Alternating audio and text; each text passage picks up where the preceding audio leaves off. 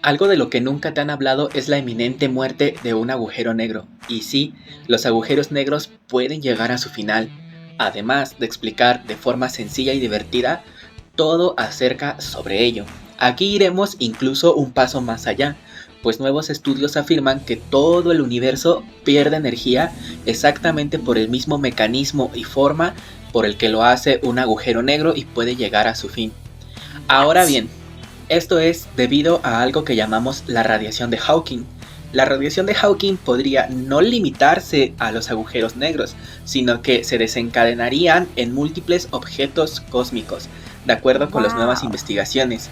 Para entender todo esto, nos sumergiremos en el fascinante mundo de la relatividad y la cuántica. Así que pues bueno, acompáñame hasta el final para descubrir todo esto. Hola, yo soy Chava, soy estudiante de la maestría en Ciencias Químicas en la UNAM y he preparado este video para estar respaldado en investigaciones científicas que puedes tú consultar en la descripción de este video. Y pues entonces, si eres tan curioso como yo, sin más, pues vamos a darle que es mole de olla. En un contexto, ¿qué es un agujero negro? Empecemos indicando que todos los cuerpos, por el hecho de poseer masa, causan un efecto de atracción hacia otros cuerpos. Esas interacciones se conocen como atracción gravitacional, y mientras más masa se tenga en un cuerpo, más atracción gravitacional genera sobre los cuerpos que lo rodean. Un agujero negro es una región del espacio con una densidad de masa tan pero tan elevada que todo lo que hay a su vecindad, todo lo que es aledaño hacia él, siente un efecto de atracción hacia ese propio agujero negro. Y de hecho, ni siquiera la luz puede escapar de esa influencia. Y a ver, aquí hay que aclarar una cosa bien importante porque esto es una pregunta muy común. ¿Por qué ni siquiera la luz puede escapar de un agujero negro? En parte hay que decir lo siguiente, no es que la gravedad, esta atracción gravitatoria, esté actuando sobre la luz, sobre las partículas que componen la luz, que nosotros sabemos son los fotones. Lo que sí está actuando realmente sobre un agujero negro es tan pero tan pesado que puede deformar la tela del espacio-tiempo, por decirlo de alguna forma.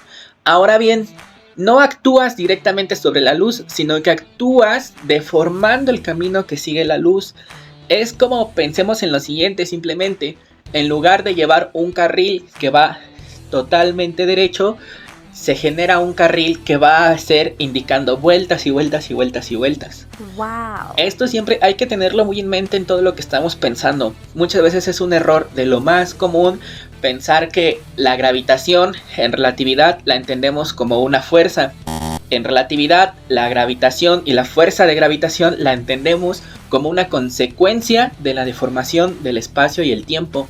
Además, si quisiéramos ir más allá, la deformación del espacio-tiempo se hace en 3 dimensiones, en las 3 dimensiones espaciales en donde nosotros nos podemos mover, no únicamente sobre una tela o algo así. Como ni siquiera la luz puede escapar de un agujero negro, el agujero negro en sí mismo no puede realmente ser visualizado de forma directa y de allí resulta su nombre del agujero negro. Uno de los grandes avances científicos que se han hecho para poder capturar imágenes de los agujeros negros o fotografías se han hecho realmente haciendo una medición de forma totalmente indirecta. No es que estamos capturando energía producida por o desde adentro del agujero negro. Lo que estamos haciendo es un juego en el cual medimos la luz indirectamente. Cuando se habla de las imágenes de un agujero negro, lo que se observa es la región circundante compuesta por gas y partículas muy calientes que giran en torno a él y que por el sobrecalentamiento que están llevando, por girar, por colisionar con ellas mismas y porque cada vez eso se hace de una forma mucho más rápida, es lo que realmente se puede detectar, porque además también se puede ver que esos objetos están girando. Ahora bien, otra de las grandes preguntas es ¿cómo entonces se forma un agujero negro? Estos se forman cuando estrellas que son muy masivas, del orden de 10 masas solares, por masa solar nosotros tenemos que entender que es exactamente la misma masa que tenemos nosotros en nuestro sistema planetario. llegan al final de sus vidas en una gran explosión conocidas como una supernova. Es importante resaltar que la vida de una estrella es básicamente la lucha entre la presión de la radiación que empuja hacia adentro y la serie de reacciones químicas nucleares que se llevan en su interior. Ahora, cuando una estrella se mantiene viva y digámoslo de alguna forma se mantiene joven, las reacciones nucleares que están sucediendo en ella están empujando hacia afuera de esa esfera, podríamos decirlo. Pero también hay una fuerza de gravitación que empuja hacia adentro de ella. Lo que nosotros sabemos es que si la fuerza que empuja hacia afuera se mantiene en equilibrio con la fuerza que empuja hacia adentro, se está cumpliendo una de las condiciones de la mecánica clásica, el equilibrio de fuerzas. Mientras una estrella se va haciendo más vieja, empieza a hacer nucleosíntesis o reacciones químicas nucleares que generan una menor energía, que entregan una menor energía. Lo que sucede es que empieza a ganar la fuerza de gravitación sobre la estrella. La estrella, cuando muere, colapsa sobre sí misma, como un adolescente que no entiende lo que quiere en la vida, más o menos así. Entonces es toda la fuerza que empieza a ganar, hace que colapse. Si la estrella es lo suficientemente masiva, puede llegar a formar un agujero negro. Que en este caso, y como hemos ido diciendo, no es más entonces que una gran concentración de masa con una gran pero gigantesca densidad que logra deformar mucho el tejido del espacio-tiempo. Como un dato curioso, las estrellas comienzan a morir cuando empiezan a hacer la reacción química nuclear de síntesis del hierro. Porque la reacción de nucleosíntesis del hierro es endotérmica, eso quiere decir que necesita calor, necesita energía. Ahora, si producir tu propia reacción a tu estrella te está robando energía, eso quiere decir que pues te estás consumiendo, por decirlo de alguna forma, desde adentro. Estás robando la energía de la propia estrella para hacer tu propia nucleosíntesis. Esta idea de cómo las partículas, cómo la síntesis o cómo ciertos procesos aprovechan la energía de sus propios cuerpos es bien importante para que entendamos lo siguiente. Siempre vamos a necesitar energía para que suceda algún proceso. Lo que sea en el universo, siempre va a necesitar energía. Ahora, ¿de dónde obtenemos esa energía si estamos en el universo y realmente no tienes muchas cosas cerca? Una de las soluciones es tomar esa energía de ti mismo. Insisto, hay que mantener atento este concepto. Otra cosa que tiene que ser de las más importantes es que entendamos de qué se compone un agujero negro o cuáles son las principales partes que podemos distinguir dentro de un agujero negro. Las primeras partes que podemos considerar esenciales en los agujeros negros son lo que llamamos singularidad. Es el centro del agujero negro donde la masa de la estrella que ha colapsado se concentra en una región que es tremenda pero tremendamente densa. La otra parte va a ser el horizonte de sucesos, que es toda la región límite de la cual ya ni siquiera la luz, si sobrepasa esa barrera, puede escapar de esa fuerte atracción gravitacional. Adentro del agujero del horizonte de sucesos ya no tiene salvación. Afuera del horizonte de sucesos puede ser que la fuerza de gravitación no sea lo suficientemente grande para que te sientas inevitablemente atraído hacia la singularidad. Pasando el horizonte de sucesos ya no hay vuelta atrás. El disco de acreción, que ese es un disco que estábamos comentando, es de gas y de partículas muy calientes que giran en torno al agujero negro a velocidades cercanas, de hecho, a la velocidad de la luz. Este gas sobrecalentado emite calor de formas distintas por distintos tipos de radiación. Técnicamente, es lo que mencionábamos, es lo que se puede observar al tomar la energía de un agujero negro. Wow. Y este mismo disco es importante que tengamos en la mente para lo siguiente, que tiene materia. Tiene masa, tiene materia y puede ser distintos tipos de cosas. Puede ser polvo cósmico, puede ser hidrógeno, puede ser incluso pequeñas masas de asteroides, pero hay materia allí. Hay que mantener también este concepto en la mente porque vamos a empezar a unir todo lo que hemos dicho en el siguiente concepto. El siguiente concepto que viene es entonces la radiación de Hawking. Este concepto fascinante propuesto por el renombrado físico británico Steve Hawking en 1974, para entenderlo tenemos que poner en contexto lo siguiente. Hay un concepto también muy interesante que es uno de los muchísimo más estudiados, que es que tengamos que entender o que comprendamos qué realmente hay en el vacío. Para pensar en el vacío tenemos que hacer el siguiente ejercicio mental. Si nosotros tenemos una región del espacio en donde no podemos nosotros asegurar que no existe absolutamente nada, eso podríamos considerarlo vacío. Lo que sucede con este tipo de cosas es que realmente el vacío nunca se encuentra vacío. Suceden fenómenos bastante extraños allí. Alguno de ellos es nombrado como el efecto Casimir o el efecto de creación de pares. Esto es algo para lo cual el sentido clásico no tiene realmente una explicación y tenemos que irnos nosotros hasta el umbral y hacia el marco de referencia de la cuántica para poder entenderlo.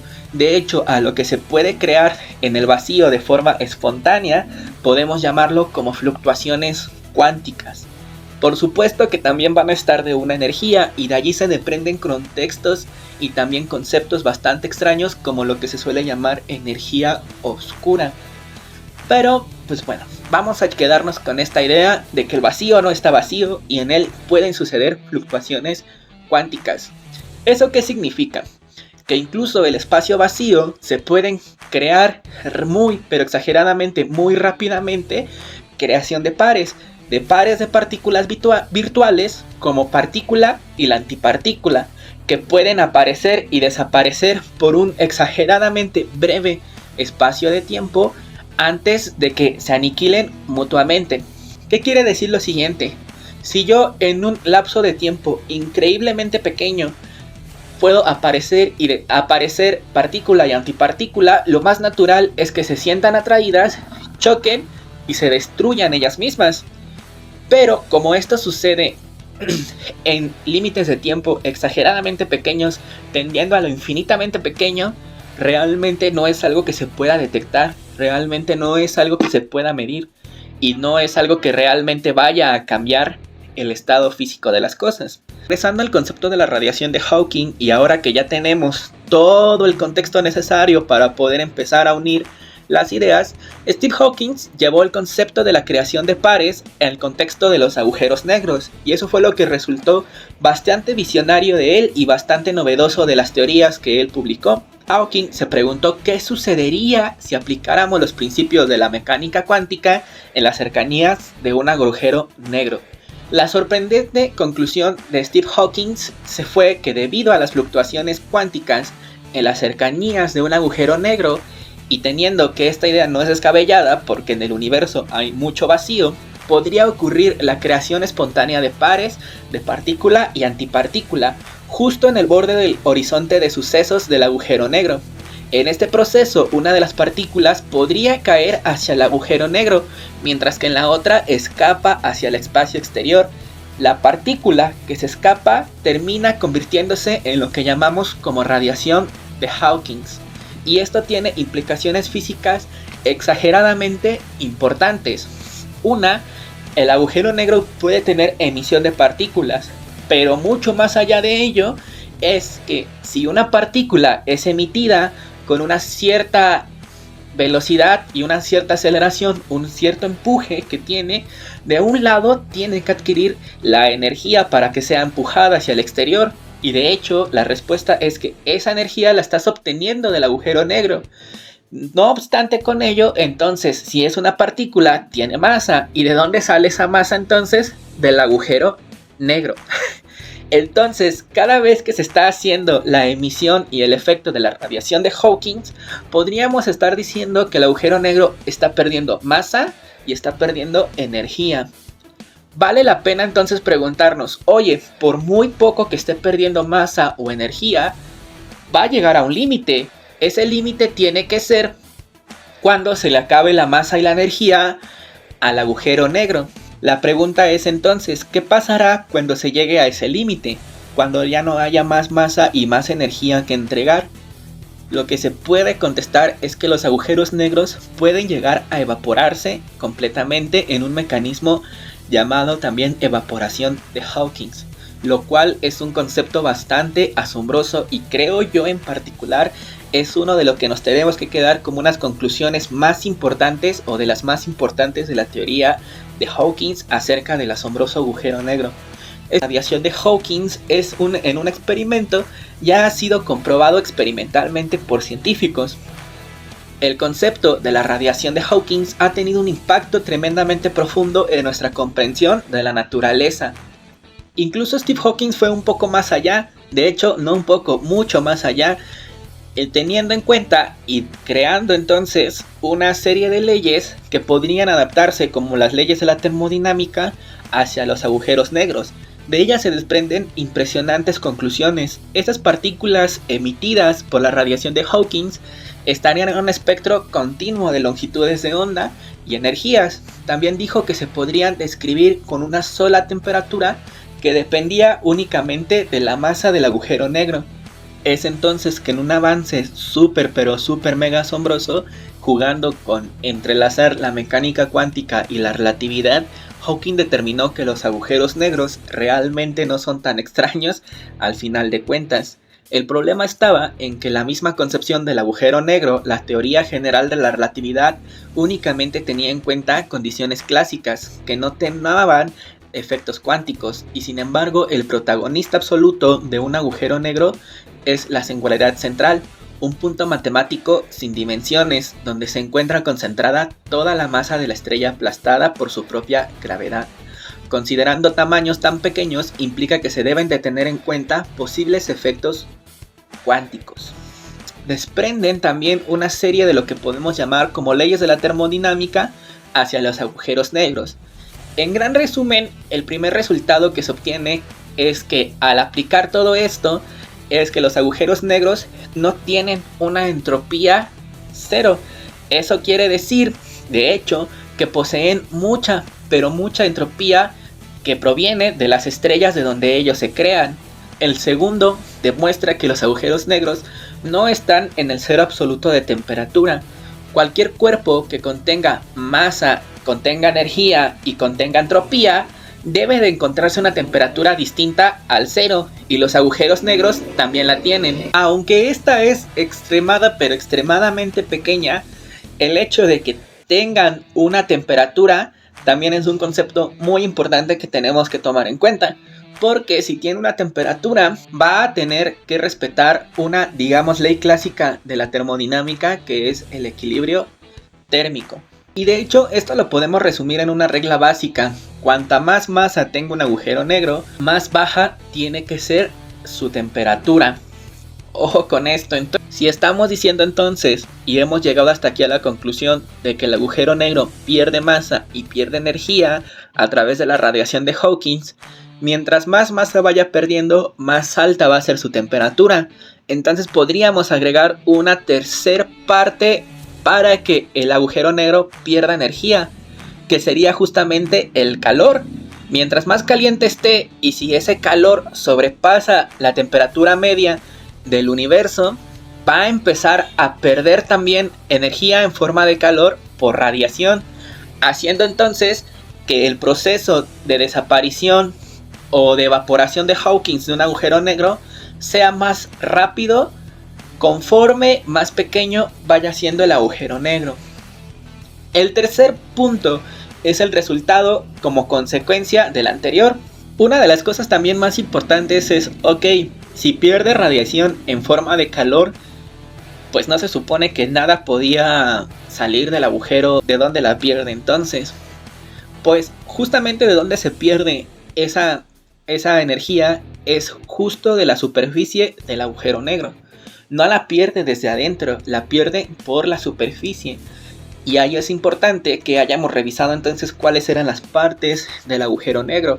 No lo está perdiendo desde la singularidad. No es que algo pueda, una vez ingresado, salir de la singularidad y salirse entonces del agujero negro, rebasar nuevamente el horizonte de sucesos, sino que todo lo que está antes, que era el disco, podemos perder energía allí. Entonces, si los agujeros negros emiten radiación y pueden pedir energía, no son realmente negros, son grises. Incluso el cálculo más pequeño para estimar cuándo será la evaporación de un agujero negro son trillones de años, algo que ni siquiera el propio universo, hasta donde tenemos entendido, tiene de viejo. Entonces realmente no es algo por lo que nos podamos preocupar mucho. Es importante también mencionar que el mecanismo de evaporación de Hawking o la forma de evaporación de Hawking empezaría a tomar efecto en cuanto el agujero negro pueda alcanzar una mayor temperatura a la cual sea el promedio del universo. Es entonces allí en donde podríamos tener el mecanismo de evaporación de Hawking. ¿Por qué? Porque entonces estaríamos teniendo en cuenta pérdida de energía en forma de calor. ¿Hacia dónde? Hacia el universo. Porque lo que sí se continúa respetando, y de lo que también es una conclusión de que si los agujeros negros siguen las leyes de la termodinámica, pues es que tampoco puede ser posible que la energía de un agujero negro simple y sencillamente desaparezca. Tiene que irse hacia algún lado. El mecanismo de la evaporación de Hawking es un mecanismo que se va acelerando conforme el agujero negro vaya teniendo menor masa y menor energía. Pues el hecho de que vaya cediendo más masa y más energía va a hacer que se acelere su incremento de temperatura. A un mayor incremento de temperatura también será mayor la energía que pierda por radiación en forma de calor, y sucesivamente en un proceso totalmente acelerado. Se tiene pensado que incluso en momentos en donde el agujero negro ya se encuentre totalmente en las últimas, podría acabar incluso emitiendo radiación en el rango de lo visible, tales como rayos gamma.